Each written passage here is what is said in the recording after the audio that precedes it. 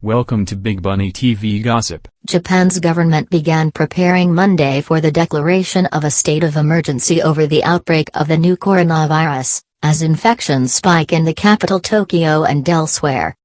Prime Minister Shinzo Abe was expected to meet late Monday with a panel of experts advising the government on the global pandemic, with widespread reports that he would announce a state of emergency as soon as Tuesday. The move comes as infections grow steadily, though in far smaller numbers than in Europe or the United States. Tokyo announced a record 148 new cases on Sunday, and pressure has increased on the government to take fresh action. Tokyo's Governor Yuriko Koike has already urged residents of the capital to avoid non-essential outings on weekends and to work from home during the week. "We've not received anything formal, but we are preparing various things assuming Tokyo will be designated," she told reporters Monday, when asked about a possible declaration. Koike is expected to outline how the declaration would affect the capital at a press conference later Monday.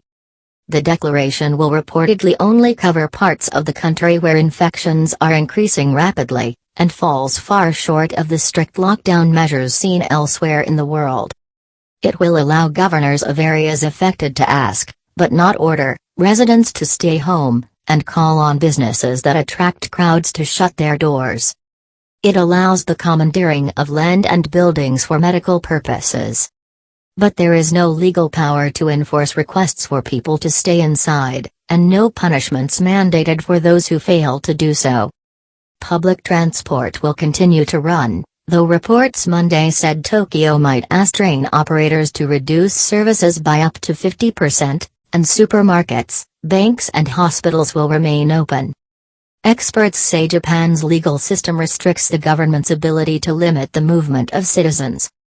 Japan is still haunted by the negative legacy of the war and the oppression of its citizens, said Yoshinobu Yamamoto, an emeritus professor of international politics at the University of Tokyo.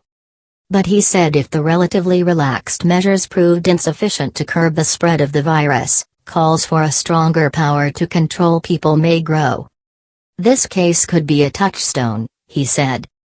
Japan has so far been spared the sort of crisis seen in parts of Europe and the United States, with around 3,650 cases across the country, compared to around 330,000 in the US and around 130,000 in Italy and Spain.